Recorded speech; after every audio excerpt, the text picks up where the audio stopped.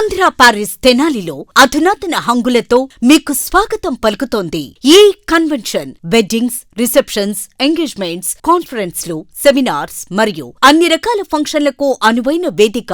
ఈ convention function hall AC, RTC bus stand out gate ఎదురు, Tenali. Cell number 7288566666. ప్రజా pharmacy అనే మందుల షాపు మన గౌరవ మంత్రివర్యులు నాదెండ్ల మనోహర్ గారి చేతుల మీదుగా ఓపెన్ అయిందండి. ఇదిగో ప్రతి సామాన్యుడికి అందుబాటు ధరలో నాణ్యమైన మందులు ఇచ్చేస్తున్నారండి. మరి ఆర్డర్ ప్రకారం ఎలాంటి మందులైనా తెప్పించేస్తున్నారండి. ప్రతిరోజు ఉదయం 7 గంటల నుండి రాత్రి 11 గంటల 30 నిమిషాల వరకు ఎప్పుడు తెరిచే ఉంచేస్తున్నారండి. ఇదిగో అల్లో గాంధీ చౌక్ లేదు, అక్కడ నెహ్రూ రోడ్లోనండి. ఇదిగో మర్చిపోండి, చాలా తక్కువ రేట్లకే నాణ్యమైన మందులు ఇచ్చేస్తున్నారు. ఉంటారండి మరి. తెనాలి రైల్వే స్టేషన్ సమీపంలోని శ్రీ నారాయణ అష్టాక్షరి దివ్య క్షేత్రంలో ఆధ్యాత్మిక కార్యక్రమాలు ఎంతో వైభవంగా జరుగుతూ ఉన్నాయి. తెనాలికి చెందినటువంటి శ్రీ వికనస శ్రీనివాస ట్రస్ట్ ఆధ్వర్యంలో ఈ దివ్య క్షేత్రంలో శ్రీ కళ్యాణ వెంకటేశ్వర స్వామి వారి ఆలయ నిర్మాణానికి కార్యరూపం దాల్చుతా ఉన్న పరిస్థితి ఉంది. ఇక్కడ నిర్మాణానికి సంబంధించి విశేషంగా ఏర్పాట్లు చేస్తూ ఉన్నారు. గత కొద్ది రోజులుగా పూజా కార్యక్రమాలు నిర్వహిస్తూ ఉన్నారు. వెంకటేశ్వర స్వామి వారికి 7 శనివారాల పాటు గానామృత కార్యక్రమాలు ఎంతో వైభవంగా జరుగుతూ ఉన్నాయి. వరుసగా 4వ శనివారం కూడా జరిగిన ఈ కార్యక్రమంలో పెద్ద ఎత్తున భక్తులందరూ కూడా పాల్గొన్నారు. ఉదయం నుండి గానామృత కార్యక్రమం వీణుల విందుగా కూడా సాగుతూ ఉంది. ఈ కళ్యాణ వెంకటేశ్వర స్వామి వారి ఆలయ నిర్మాణానికి సంబంధించిన ఏర్పాట్లు మొత్తాన్ని, ఆ ఆలయ వివరాల మొత్తాన్ని కూడా ఇక్కడ ట్రస్ట్ నిర్వాహకులు ఆర్వి కిరణ్ కుమార్, అర్చకులందరూ కూడా తెలియజేశారు. భక్తులందరికీ కూడా, వచ్చిన భక్తులందరికీ తీర్థ ప్రసాదాలు, అట్లాగే స్వామివారి సంబంధించినటువంటి పూజా సామాగ్రి కూడా పంపిణీ చేసిన పరిస్థితి ఉంది. ఈ ఆలయ నిర్మాణంలో ప్రతి ఒక్కరూ కూడా భాగస్వామ్యం కావాలి, ప్రతి ఒక్కరూ కూడా తమకు తోచిన విధంగా కూడా సహకారం అందించాలని చెప్పి కూడా ట్రస్ట్ నిర్వాహకులు కోరుతా ఉన్నారు. చివరి వారం 7వ శనివారం 3వ తేదీ జనవరి 3వ తేదీన శ్రీ వెంకటేశ్వర స్వామి వారి కళ్యాణ మహోత్సవం ఇదే వేదిక మీద అత్యంత వైభవంగా నిర్వహించేందుకు కూడా ఏర్పాట్లు జరుగుతూ ఉన్నాయి.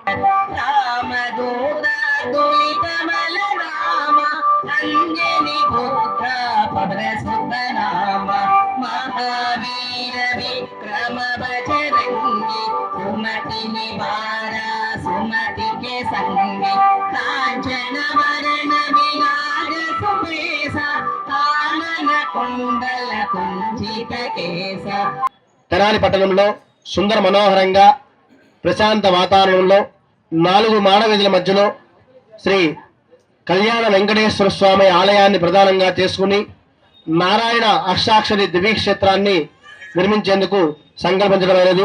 ఈ యొక్క కార్యక్రమంలో భాగంగా మనం గత 3 వారాల నుండి శ్రీ వెంకటేశ్వర స్వామికి 7 శనివారాలు శ్రీ వెంకటేశ్వర స్వామి గానామృత కార్యక్రమాన్ని నిర్వహించుకుంటూ ఈ రోజున 4వ శనివారాన్ని కూడా ఎంతో అంగరంగ వైభవంగా మనం నిర్వహించుకోవడం జరుగుతుంది.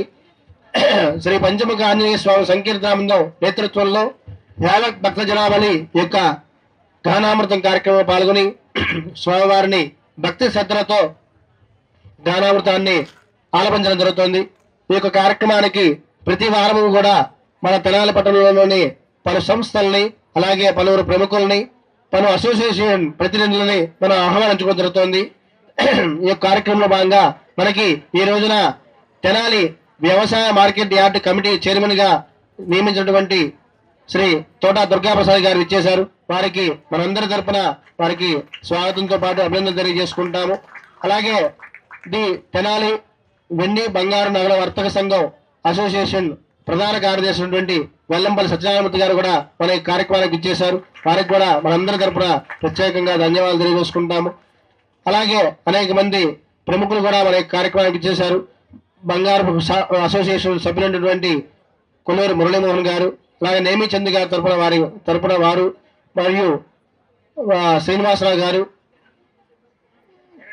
కిరణ్ గారు, అలాగే పెద్ద ఆయన మాకు ఎప్పుడు వెన్న నిలిచేటువంటి అనేక మంది ప్రముఖుల్లో మా సింగరికొండ ఆంజనేయ గారు కూడా ఇక్కడ రావటం మాకు అందరికీ కూడా ఎంతో సంతోషకరం.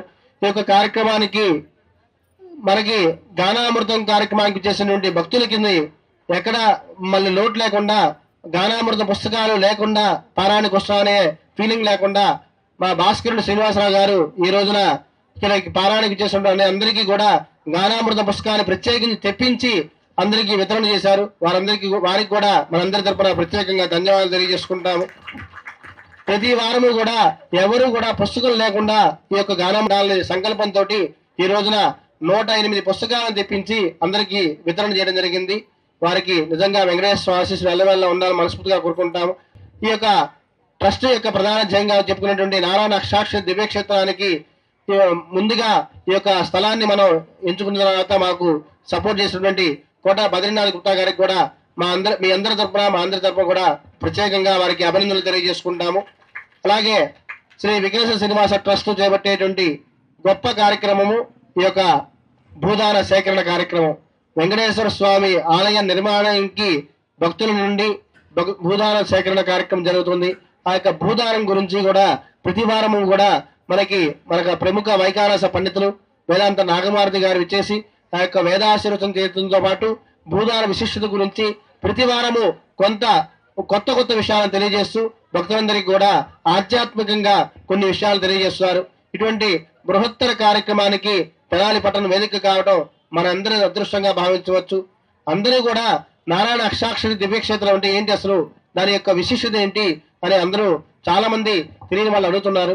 నారాయణ అష్టాక్షరి దివ్యక్షేత్రం అంటే అది ఓం నమో నారాయణ అనే అష్టాక్షరి మంత్రాన్ని భక్తుల చేతే రాగి రేకుల మీద రాయించి 1,00,000 రేకుల్ని ఒక చోట నిక్షిప్తం చేసి మహాస్తూపాన్ని నిర్మించడానికి తెనాలి వేదిక నిలిచింది. దానికి శ్రీ విఘ్నేశ్వర శ్రీనివాస ట్రస్ట్ నాంది పలికింది. ఆ స్తూపం ఉన్న చోటనే మనం కళ్యాణ వెంకటేశ్వర స్వామి ఆలయాన్ని నిర్మించాలని చెప్పని సంకల్పం చేసుకోవడం జరిగింది. వీటితో పాటు తెనాల్లో లేనిటువంటి ఆలయాలు, ఆరోగ్యానికి ప్రధాన గురువు అయినటువంటి ధన్వంతరి ఆలయాన్ని, విద్యకు ప్రధానమైనటువంటి హయగ్రీవ స్వామి ఆలయాన్ని, ఈ యొక్క 2 ఉపాలయాలను కూడా మనం దేవాలయం ప్రాంగణంలో ఉపాలయాల కింద మనం ఏర్పాటు చేసుకోబోతున్నాము. ఇటువంటి మహాక్షేత్రాన్ని నిర్మించేందుకు భక్తుల నుండి తెనాలి పట్టణంలో తొలిసారిగా, తెనాలి పట్టణమే కాదు యావత్ గుంటూరు జిల్లాలోనే తొలిసారిగా మనం భక్తుల నుండి భూదాన సేకరణ చేసుకోవడం జరుగుతుంది. ఆ యొక్క భూదాన విశిష్టత గురించి, నారాయణ అష్టాక్షరి దివ్యక్షేత్రం యొక్క విశిష్టత గురించి మన గురువర్యులు వైకానస పండితులు నాగమారుతి గారు క్లుప్తంగా తెలియజేస్తారు. అందరూ కూడా శ్రద్ధగా మనం ఎంత భక్తి శ్రద్ధలతో కలియుగ ప్రత్యక్షమైనటువంటి వెంకటేశ్వర స్వామిని మనం కొలుస్తామో అదేవిధంగా ఆ వెంకటేశ్వర స్వామి కూడా మనకి అంతకు 10 రెట్లు మన యందు నిలబడి మన కార్యాలన్నీ కూడా నెరవేరుస్తారు అనడానికి ఎటువంటి సందేహం లేదు.